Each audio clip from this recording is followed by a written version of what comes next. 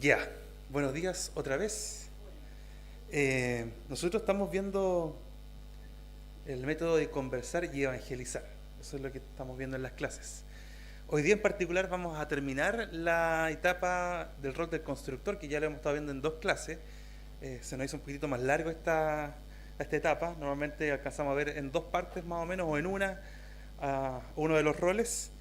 Pero esta en particular es un poco más larga, y esta sería nuestra tercera parte del rol del constructor. Y junto con esto terminamos también estos pasos importantes en el método de conversar y evangelizar. Este rol del constructor termina con el puente, con la transición entre el pre-evangelismo y ya el evangelismo directo. Después en las siguientes clases vamos a ver algunas otras cosas con las cuales también deberíamos estar preparados, pero hoy día terminamos ya todos los roles o papeles que jugamos en esto del pre-evangelismo. Entonces, solo para recordar algunas cosas, ahí en pantalla van a aparecer algunas, ustedes también lo pueden ir revisando en sus apuntes, o para tomar notas si es que no lo han hecho anteriormente. Solo para recordar algunas cosas, en primer lugar vimos que la meta de jugar el rol de constructor es construir un puente hacia el Evangelio. ¿Ya? Esa es la meta, ese es el objetivo de este rol que hemos estado viendo en todas estas clases. Esto significa que según las conversaciones que nosotros vamos teniendo con las personas y los temas que vamos abordando, podemos en algún momento guiar la conversación o la inquietud de nuestro interlocutor hacia poder presentarles el Evangelio de una forma directa, sin ambigüedades. ¿Ya? Esa es la idea. Y tenemos una visión general al momento de construir conversaciones, que son estos 6 puntos que vemos ahí ahora en pantalla. Y antes de que usted empiece a tomar nota, vamos a también recibir las ofrendas. Así que antes de sacarle velocidad al lápiz, déjelo ahí en pausa y vamos a recibir la ofrenda. Hermano Frank, si usted puede orar también por las ofrendas, se lo agradecería.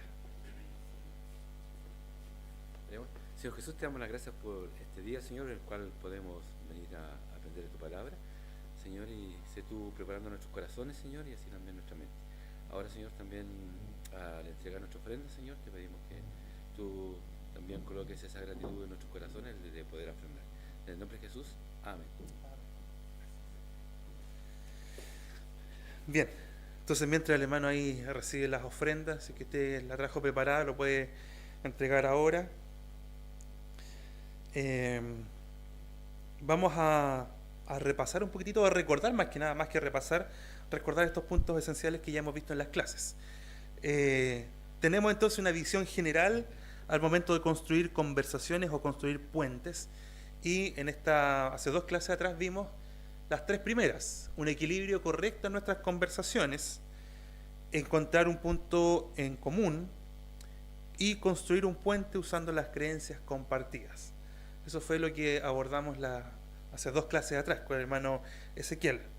La clase anterior profundizamos un poquitito en esto del puente, de construir puente, y ahora esta tercera clase vamos a ver los últimos 3 pasos, que es memorizar un bosquejo básico para defender la fe cristiana. Ahí ya tenemos una tarea difícil, memorizar algo. Quinto punto es recordar que nuestra meta es que las personas entiendan el Evangelio. Y el sexto punto es buscar oportunidades para pasar del pre-evangelismo al evangelismo directo. Esos son los 6 puntos específicamente de este rol, del rol del constructor. Ya abordamos, como dije, 3 puntos anteriormente. Hoy día vamos a terminar con los últimos 3, que sería punto 4, 5 y 6. Memorizar un bosquejo apologético, recordar que nuestra meta es que la gente entienda el Evangelio, y finalmente buscar oportunidades para pasar del pre-evangelismo al evangelismo directo. Si podemos pasar a la siguiente. Ahí, eso fue el último que vimos en la clase anterior. No sé si se nota bien. ¿Sí? Algo se alcanza a ver, ¿cierto? En esto profundizamos en la clase anterior, ¿ya? En estos peldaños de cómo formar un puente para el evangelismo. ¿Okay? Vimos varios peldaños ahí. Dijimos que tenemos que tratar de que nuestros interlocutores entiendan que somos responsables delante de nuestro Creador, que no llegamos a la medida o a los estándares de Dios, que somos pecadores, que como no llegamos a la medida o los estándares del Señor, necesitamos de alguien que sí llegue a la medida, necesitamos de alguien que nos salve, y luego presentar la singularidad de Cristo, por qué Cristo es único, por qué es especial, y explicar por qué Cristo es el Hijo de Dios y las pruebas que hay para ello, ¿ya? Eso fue lo que vimos en la clase pasada, estos 5 peldaños para construir un puente hacia el evangelismo. Y por ahí vimos esto de los puentes al corazón y puentes a la mente, ¿se acuerdan? Dijimos en palabras muy resumidas que un puente a la mente tiene que ver con lo que ya hemos venido viendo en todas las clases, de presentar evidencias si es que es necesario, presentar argumentos hacia los cuestionamientos que hay a nuestra fe. Y luego el puente al corazón tiene que ver con básicamente un ejercicio que el Señor hace y que nosotros podemos contar nuestro testimonio, contar cómo Dios ha obrado en nuestra vida y nos ha transformado, o también las cosas milagrosas que el Señor ha hecho en nosotros, para que la gente también pueda entender que Dios no solamente hace o logra cosas físicas que tienen que ver con estas evidencias, con la creación y con varias cosas más que podemos quizás evidenciar, sino que Dios también transforma completamente el corazón de las personas. Y nosotros, usted y yo, somos prueba de eso, porque el Señor en algún momento nos alcanzó y transformó nuestras vidas. Amén. ¿Sí? Así fue, ¿cierto? Si no fuera por el Señor, si es que Él no hubiera salido a nuestro encuentro, entonces probablemente hoy día nuestra historia sería muy diferente a la que es hoy en día. Bien, para avanzar y no quedarnos pegados en eso, vamos a avanzar hacia el cuarto punto de esta clase, que es memorizar el bosquejo apologético. Y antes le decía a la Keila, si tuviéramos que describir cada uno de estos puntos, tendríamos para 12 clases más. Por ahora solamente los vamos a mencionar. ¿Cuál es la idea de este bosquejo apologético? El autor dice que ojalá lo memoricemos, lo cual ya es algo difícil, por lo menos para mí, que me cuesta memorizar las cosas, pero siempre tenemos los teléfonos, ¿cierto? Y podemos quizás sacarle una foto a esto o escribirlo en nuestras notas, y de repente cuando estamos conversando, como a veces sacamos el teléfono para ver la hora, podemos revisar ahí las notas y ver este bosquejo apologético. ¿Cuál es la idea? La apologética es una defensa sistemática y racional de la fe cristiana, ¿ya? Me imagino que la gran mayoría entendemos ese concepto de apologética. Si alguien no lo había escuchado antes, la apologética, en palabras muy sencillas, es una defensa sistemática y racional de la fe cristiana. Por lo tanto, este bosquejo son pasos lógicos, están ordenados de una forma lógica, de una forma racional que la gente pueda comprender. Esta serie de puntos tiene como objetivo ayudarnos a saber dónde comenzar con la persona con la cual estamos conversando. Es decir, si nosotros escuchamos a la persona, si comenzamos a conversar, a hacer algunas preguntas, probablemente nos vamos a dar cuenta, entre comillas, de la base que esa persona tiene, ¿ya? Esta persona puede decir que no cree en nada y que se considera ateo o antiteísta, entre otras cosas más, y podemos nosotros evaluar dentro de estos 12 puntos que vamos a ver, en cuál de esos 12 puntos debemos comenzar para sentar fundamentos sólidos para llegar al Evangelio. Tal vez la persona dice, sí, yo creo en Dios, pero a mi manera, no creo en eso de la iglesia, o me defraudé de la iglesia, etcétera. Probablemente entonces ya comenzamos desde otro punto de este bosquejo, no de una base anterior, ¿ya? Ahora otra persona puede decir, sí, yo creo en Dios, también considero que la iglesia es importante para la vida cristiana, pero tiene otros argumentos, entre comillas, en contra para vivir una vida como el Señor manda. Por lo tanto, ahí podremos quizás partir desde otro punto de este bosquejo de 12 puntos apologéticos. Ya no los voy a describir, solamente los voy a mencionar, que son verdades o fundamentos que deberíamos considerar. Es decir, si esta persona está sobre alguno de estos fundamentos o no, ¿ya? Por ejemplo, si la persona no cree que existe una verdad que pueda ser conocida una verdad que pueda ser conocida, por lo tanto nosotros deberíamos entonces comenzar en el punto número 1. El punto número 1 es que la verdad sí puede ser conocida, ¿ya?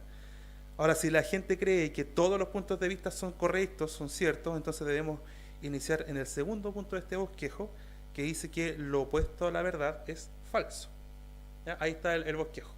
No alcanzaron los 12, así que los dividí en tres páginas. Ahí hay 7 solamente, ¿ya? El primer punto entonces es que la verdad sí puede ser conocida, Eso nosotros lo sabemos. De hecho, Jesús mismo dijo que Él es, ¿qué cosa? El camino, la verdad y la vida, ¿cierto? Por lo tanto, la verdad sí puede ser conocida. Si alguien dice que no cree que la verdad, o que una persona, que la verdad pueda ser como conocida, no creo en nada de eso, entonces el primer punto es que sí, la verdad sí puede ser conocida. Segundo punto era que lo opuesto a la verdad es falso, ¿ya? Por lo tanto, si alguien dice, creo que todos los puntos de vista o todas las religiones son buenas, de hecho probablemente algunos tienen experiencia, yo tengo algunos colegas que creen eso, que todas las religiones son buenas, que mientras se enfoquen en hacer el bien a las personas, está todo bien, ¿cierto? Y sacan lo bueno de aquí, lo bueno de allá, lo bueno de acá, lo bueno de acá, y todo les sirve, ¿ya? La realidad es que lo opuesto a la verdad es falso. Si entendemos que Cristo es la verdad, todo lo que se oponga a Cristo entonces es falso, ¿ya?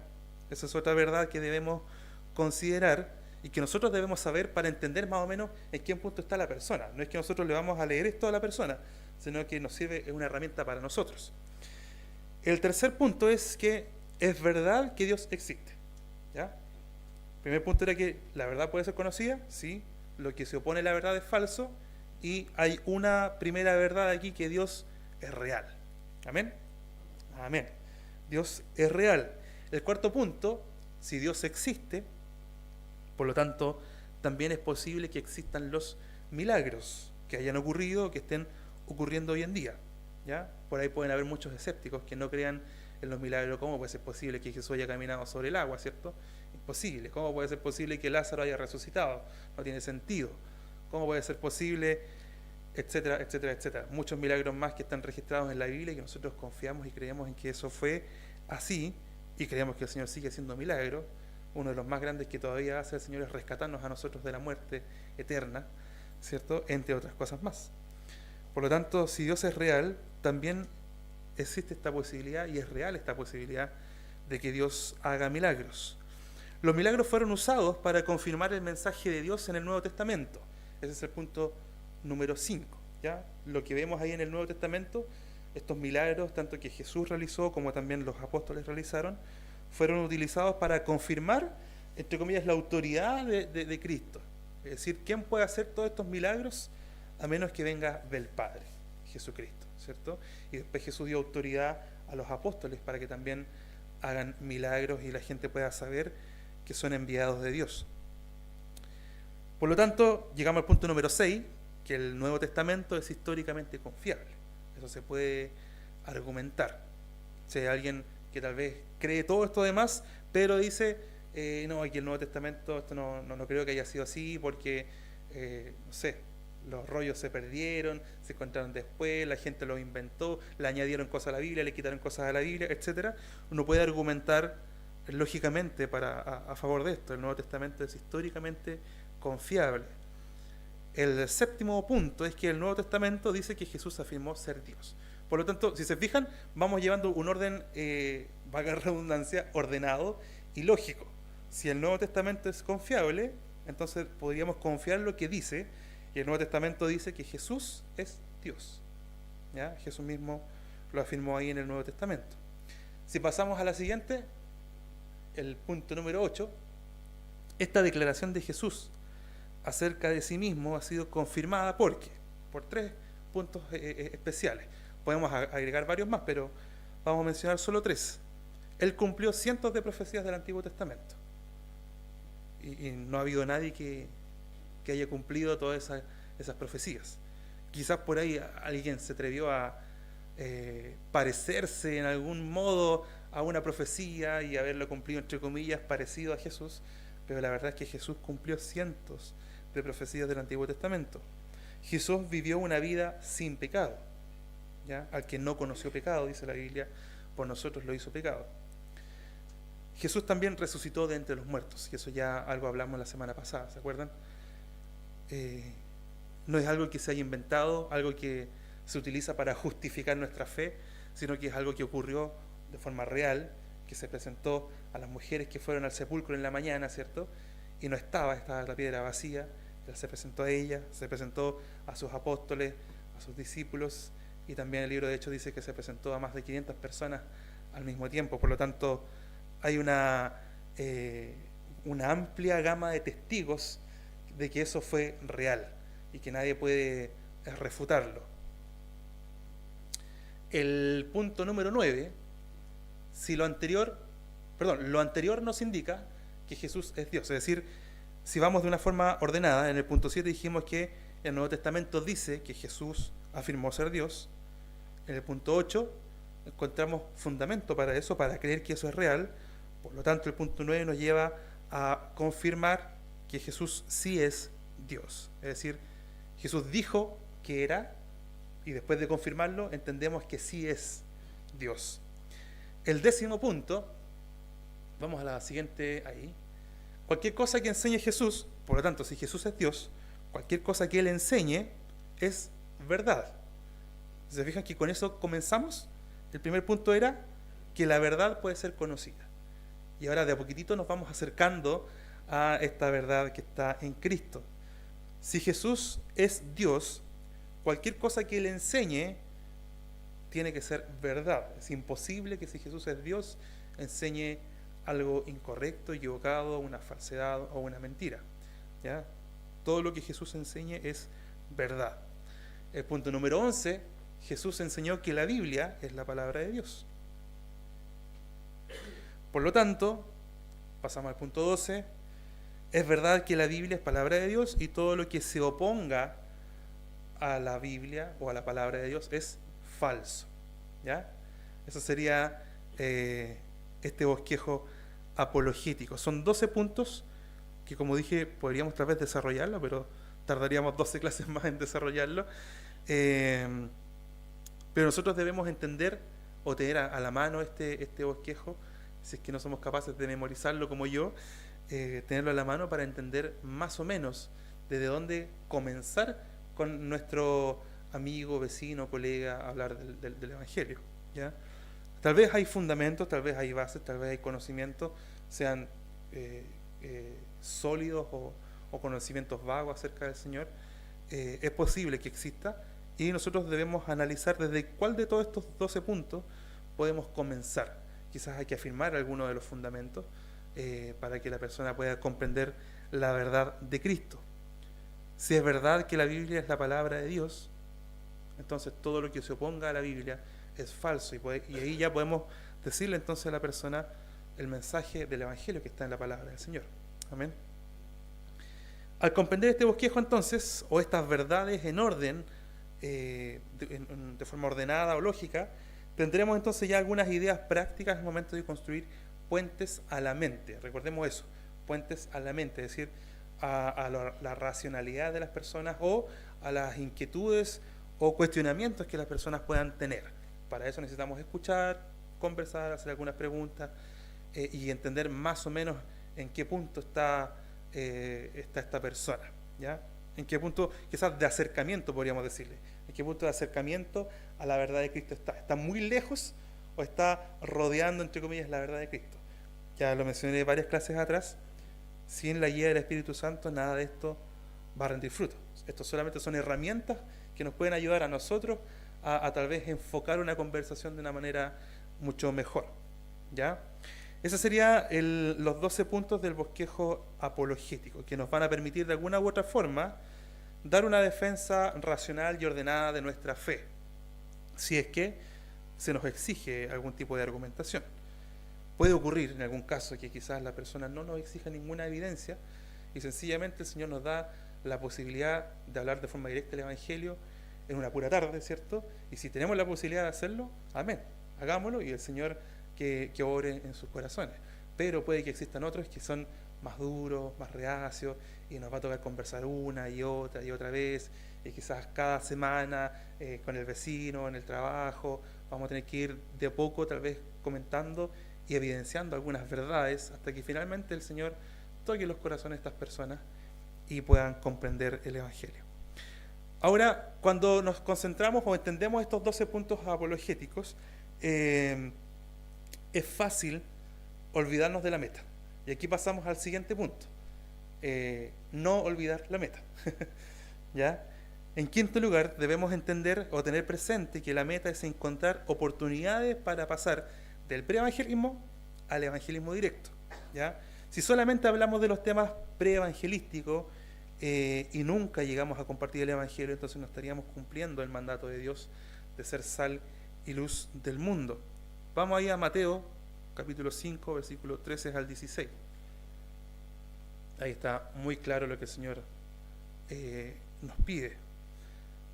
Cuando nosotros nos involucramos en conversaciones intelectuales o nos desafían a dar alguna respuesta a cuestionamientos acerca de nuestra fe, es fácil perder de vista nuestra meta principal y volvernos muy argumentativos. Y podríamos tal vez estudiar mucho y llenarnos de argumentos a favor de nuestra fe, ¿cierto? Pero es fácil perder la meta, el objetivo. Es a veces apasionante encontrar argumentos que validan nuestras creencias, pero es muy fácil perder el rumbo. ¿Qué dice Mateo 5, del 13 al 16? ¿Alguien lo tiene? Acá, Luisa.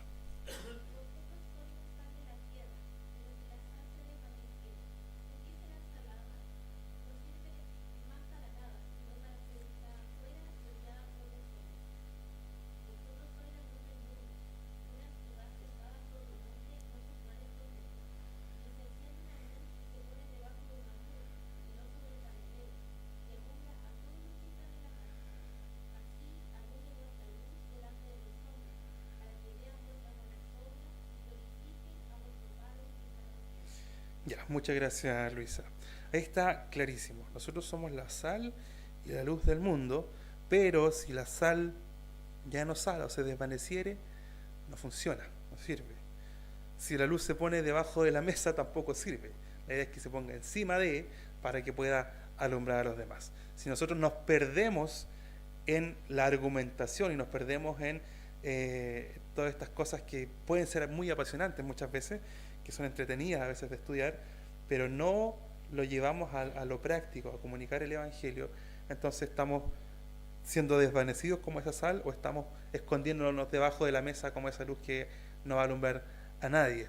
El objetivo es, si ustedes se fijan acá en Mateo 5, 16, lo último que leyó Luisa, el objetivo es que glorifiquen a vuestro Padre que está en los cielos, ¿ya? Nosotros por la gracia del Señor ya fuimos alcanzados y nos reunimos acá para glorificar a nuestro Padre que está en los cielos. Pero allá afuera hay gente que se está perdiendo y está yendo a condenación. El objetivo, si el Señor los alcanza, es que ellos también puedan glorificar a nuestro Padre que está en los cielos. Evitemos entonces caer en la trampa de pensar que lo importante es convencer a los demás que nosotros estamos en lo correcto. Podríamos tal vez argumentar, pero sin perder de vista lo esencial. Si nos enfocamos en la meta, comprenderemos que no importa si somos capaces de torcerle el brazo a los no creyentes para que digan, ya me rindo, ahora sí te creo, está bien. No es esa la meta. La meta es que conozcan la verdad del Evangelio, la verdad que los hace libres, que es Jesús, y que puedan exclamar juntos con nosotros, Abba Padre, tal como lo dice Romanos 8:15. Dice, pues no habéis recibido el espíritu de esclavitud para estar otra vez en temor, sino que habéis recibido el espíritu de adopción por el cual clamamos Abba Padre. El Señor nos adoptó como sus hijos a través de Jesucristo y gracias a eso nosotros podemos clamar Abba Padre. Pero hay personas afuera que todavía no pueden hacerlo y que van a decir en algún momento, si es que no conocen el Evangelio, en algún momento en vez de decir Abba Padre van a decir, ay Señor, tantas veces me hablaron y nunca quise comprender. El tercer punto, eso era el quinto, no olvidar la meta. Es fácil cuando estudiamos y queremos estar muy preparados para dar defensa de nuestra fe, es fácil perder el objetivo. El punto aquí es recordar que ese no es el objetivo, son herramientas que nos van a ayudar a proclamar el Evangelio. La sexta etapa, entonces aquí en el rol del constructor, es hacer la transición del preevangelismo al evangelismo directo. ¿Cómo hacer esta transición? Debemos nosotros buscar constantemente oportunidades para hacer esta transición.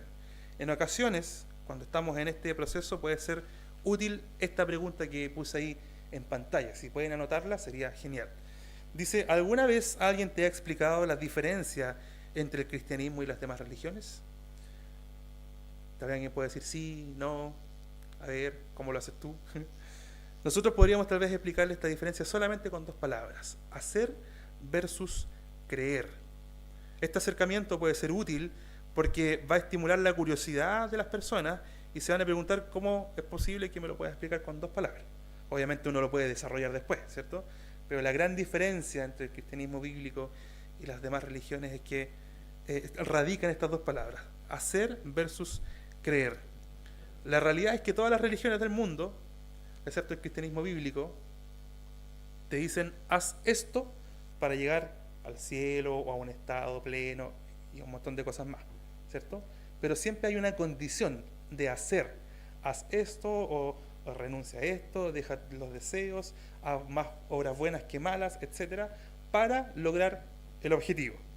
Por ejemplo, el catolicismo y los musulmanes dicen que las buenas obras tienen que ser más que las malas. El hinduismo dice tienes que vencer el karma y las reencarnaciones haciendo buenas obras. Los budistas dicen tienes que eliminar el deseo a través de un camino de 8 pasos. En fin, todas nos piden hacer algo para lograr el objetivo. Es decir, tenemos un grado de responsabilidad en mi propia salvación. Según mis esfuerzos, si me esfuerzo más, si me esfuerzo menos, voy a lograr tal vez de mejor forma ese objetivo o no que todas las demás religiones me están exigiendo.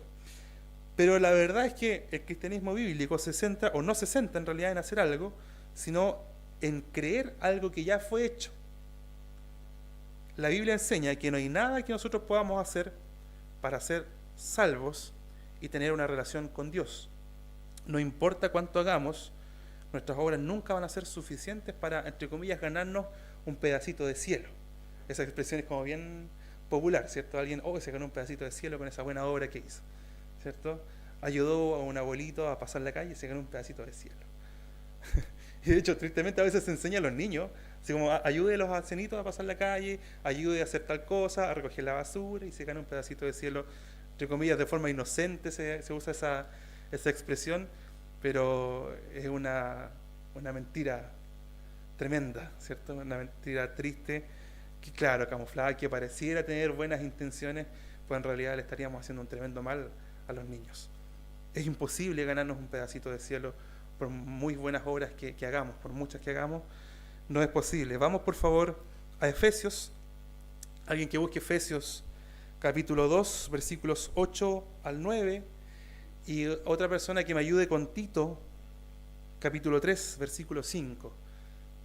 Por ahí está el micrófono, así que me levantan la mano, por favor, para pasarles el micrófono. Efesios 2, del 8 al 9. Allá Gastón. Después acá la tía. Tito, el otro Tito 3, 5. Primero Gastón y después acá la tía Guardia. Ahora sí. Ahí sí. Porque por gracia sois salvos por medio de la fe, y esto no de vosotros, pues es don de Dios, no por obras, para que nadie se gloríe. Ya, gracias Gastón. Ahí está muy muy claro la poca responsabilidad, en realidad la nula responsabilidad que tenemos en la salvación, ¿cierto? Por gracia somos salvos por medio de la fe, y no de nosotros, sino que la fe es un don de Dios, no por obras para que nadie tenga nada de qué gloriarse. Es decir, cualquier obra que nosotros hagamos no tiene valor alguno delante del Señor para ser salvos. Es verdad que la fe sin obras es muerta, pero para que podamos hacer buenas obras, primero el Señor tiene que salvarnos, primero tiene que rescatarnos. Nuestra fe tiene que estar puesta plenamente en la obra que ya hizo Jesucristo ahí en la cruz, no en lo que nosotros podamos hacer. Si el Señor nos permite, posterior a eso, hacer buenas obras, amén, pero no podemos pensar en ningún momento que por esas buenas obras, por mucho que sirvamos en la iglesia, en cualquier ministerio, vamos a ganar un pedacito de cielo, ¿cierto? Es imposible. Solamente lo hace Jesucristo. Tito, acá la hermana Elba, Tito 3, 5. A ser prudentes, castas, cuidadosas de su casa, buenas, sujetas a sus maridos, para que la palabra de Dios no sea blasfemada. Ya, eso también nunca está de más mencionarlo.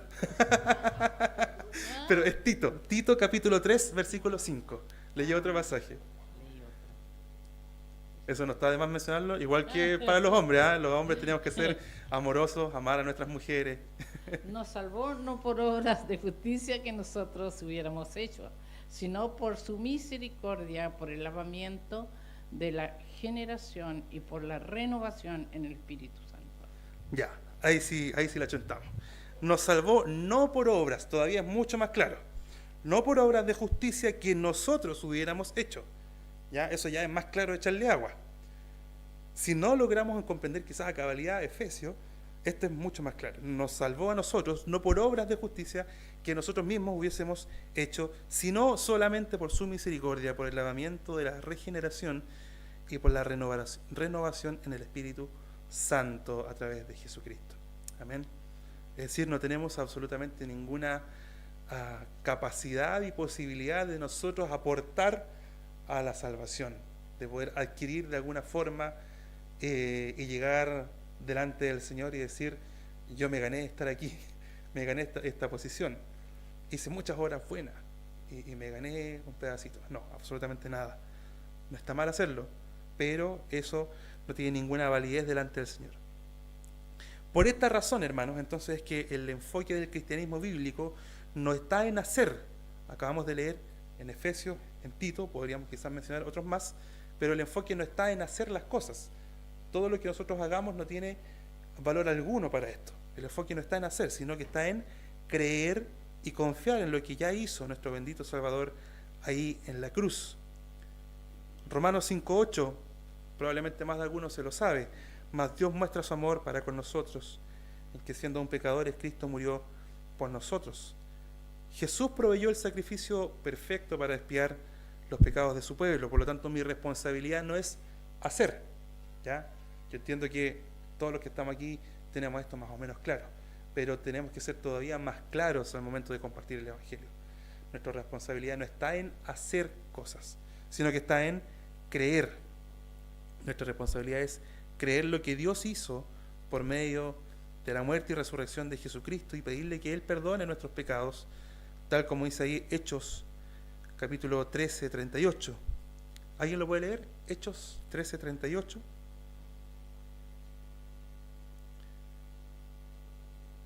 Alguien que levante la mano, que lo haya encontrado, y ahí el hermano Manuel le va a pasar el micrófono.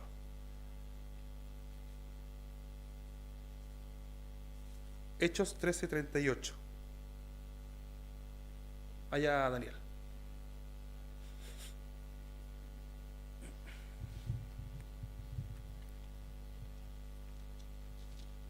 Voy a revisar si es que está lleno. Dice, sabed pues esto, varones hermanos, que por medio de él se os anuncia perdón de pecados. Eso es. Acabamos de decir que nuestra responsabilidad no está en el hacer, sino en creer y confiar en lo que Dios ya hizo ahí en la cruz, ¿cierto? Y pedirle perdón de nuestros pecados. Hechos 13:38, como leía recién Daniel, dice entonces que por medio de Él se nos anuncia el perdón de pecados, por medio de Cristo. Romanos 5, 10 y 11. Romanos 5, 10 y 11. Para que nosotros seamos fieles en proclamar el Evangelio, debemos también proclamar que el Señor sí puede perdonar nuestros pecados. ¿Quién? Allá, hermano Víctor. Porque si siendo enemigos fuimos reconciliados con Dios por la muerte de su Hijo, mucho más, estando reconciliados, seremos salvos por su vida. Y no solo esto, sino que también nos gloriamos en Dios por el Señor nuestro Jesucristo, por quien hemos recibido ahora la reconciliación. Amén. Amén. Ahí tenemos otro argumento bíblico, ¿cierto? Para entender que el Señor Jesús, con la obra que hizo ahí en la cruz, puede perdonarnos de pecado, puede efectuar la reconciliación entre Dios y los hombres, restaurar una relación que estaba completamente rota entre Dios y los hombres, y reconciliados por Él seremos entonces salvos por la vida de nuestro Señor Jesucristo. Y no solo eso dice, sino que también nos gloriamos en Dios por el Señor nuestro Jesucristo, en quien hemos recibido la reconciliación. Amén. Podemos ir delante del Señor y pedir que Él perdone nuestros pecados. Entonces, repito, Jesús proveyó el sacrificio perfecto para expiar los pecados del pueblo, como ya lo vimos en Romanos 5:8. Nuestra responsabilidad es creer lo que Dios ya hizo por medio de la muerte y resurrección de Jesucristo y pedirle que perdone nuestros pecados, como leímos recién en Hechos 13 y Romanos, y que Él también nos forme a la imagen de su Hijo, no en nuestras fuerzas, sino en el poder de su Espíritu. Veamos Filipenses 2. Filipenses capítulo 2, versículo 13, y también el capítulo 4, 13. ¿Alguien que tenga Filipenses 2, 13? Acá, la hermana, la tía Gordi. No se va a equivocar. Filipenses 2, 13. Porque Dios es el que en vosotros produce así el querer como el hacer por su buena voluntad.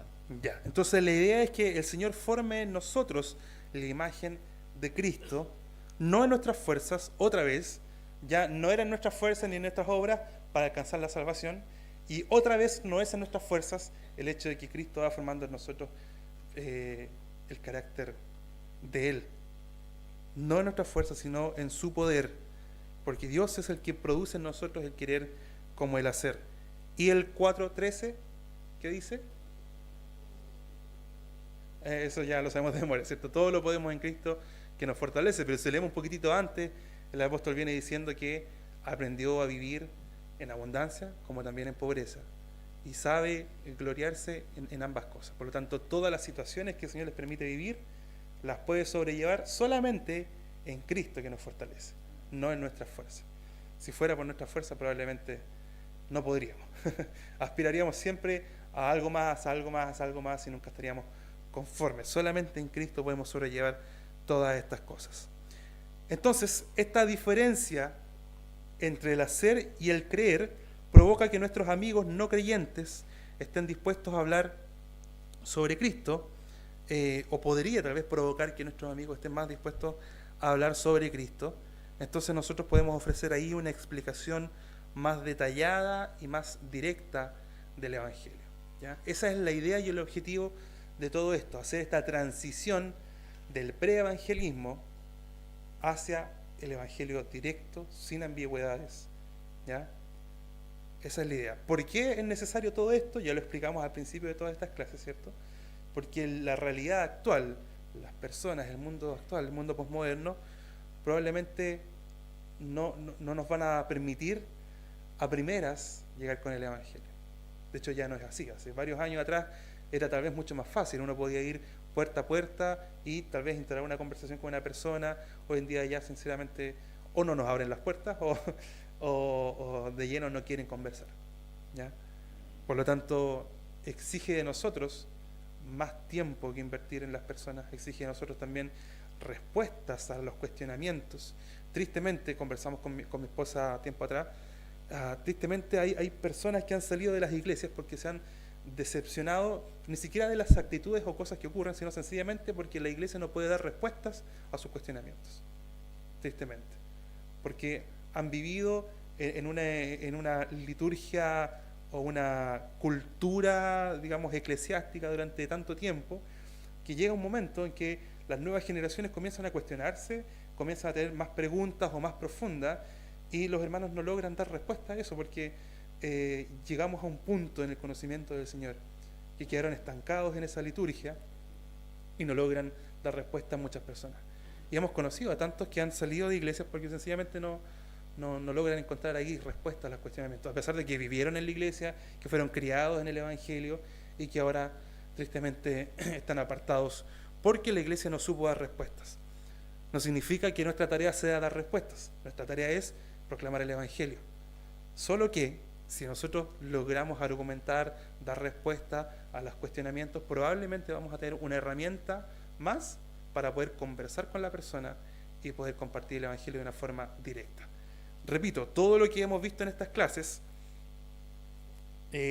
son estrategias, son herramientas para nosotros, para que podamos de una u otra forma instaurar una conversación, tratar de guiar a la conversación a una conversación más espiritual, tratar de conocer a la persona, cuáles son sus creencias o qué no cree, tratar de entender si a esta persona le sirven todos los puntos de vista o si esta persona tiene una barrera ahí para el diálogo espiritual, y con la ayuda del Espíritu Santo ir conversando y tratando de a poquitito ir a una conversación más espiritual y llegar a un punto en que finalmente podamos proclamar el Evangelio y contar estas verdades. No es en nuestras fuerzas, no es por lo que hagamos, sino por lo que Cristo ya hizo en la cruz. No se trata de hacer, sino que se trata de creer.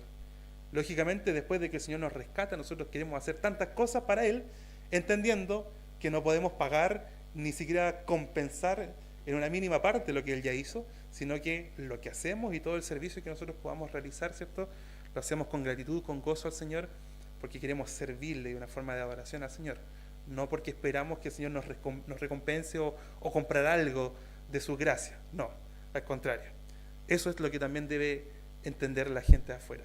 Muchos quieren hacer cosas para ganar un pedacito de cielo, pero deben entender que en realidad se trata solamente de creer en lo que Jesucristo ya hizo ahí en la cruz. Para terminar, pasamos a la siguiente, por favor, para ir terminando. Lo más importante es recordar entonces dentro del preevangelismo, de eso se trataba todo esto, de la metodología del preevangelismo, para que el Señor permita en su momento poder compartir el Evangelio de una forma directa. Los pasos son escuchar, iluminar, descubrir y construir. ¿Ya? En esos pasos o en esos conceptos desarrollamos todas las clases y dimos varios tips para cada uno de ellos. ¿Okay? Estas acciones o tareas de escuchar, iluminar, descubrir y construir corresponden a los 4 tipos de papeles que podemos desempeñar en esto del preevangelismo, en las conversaciones con las personas. Estos eran el papel del músico, que nos permite, ¿cierto?, de alguna forma tener una escucha activa, una escucha consciente de las creencias de las personas. El papel del artista, que tiene que ver con hacer pequeñas preguntas que permitan iluminar un cuadro mental, ¿cierto?, que permitan que la persona vea y diga, chuta, lo que creo, tal vez debería cuestionármelo. ¿Ya? Luego tenemos el papel del arqueólogo, que tiene que ver con descubrir barreras que hay tal vez detrás de sus creencias o para no creer. Y finalmente el papel del constructor, que es lo que hemos estado viendo estas 3 últimas clases, contando esta, que tiene que ver con construir puentes hacia el Evangelio, construir puentes desde el terreno en común, desde tal vez las creencias en común con las personas, y construir ahí un puente hacia el Evangelio bíblico. Integrar estos aspectos del preevangelismo es nuestro entrenamiento si queremos ser más efectivos a la hora de alcanzar a los perdidos. No significa que vamos a ser eficaces, eso lo hace el Señor. El Señor solamente trae a las personas a Él, pero nosotros tal vez podríamos, en vez de que 5 personas nos cierren la puerta y no podamos comunicar el Evangelio, tal vez siguiendo algunas de estas estrategias podríamos instaurar conversaciones con las personas, y quizás 2 nos van a cerrar las puertas y con las otras 3 podríamos quizás conversar, quizás podríamos resolver dudas y podríamos exponer el Evangelio para que finalmente el Señor haga la obra. Para terminar, pasamos a la siguiente. El deseo tanto del autor de esta metodología del libro como de nosotros es que el Señor nos ayude a todos a entender, tal y como lo hicieron los hombres de Isacar, que podamos entender los tiempos en que vivimos y pidamos sabiduría al Señor para conocer lo que debemos hacer en estos días. Veamos Primera de Crónicas, o primer libro en realidad, no primera, primer libro de Crónicas, capítulo 12, 32, y con eso vamos a terminar. Y ese va a ser también nuestro versículo, si es que nos piden. Primer libro de Crónicas, capítulo 12, versículo 32.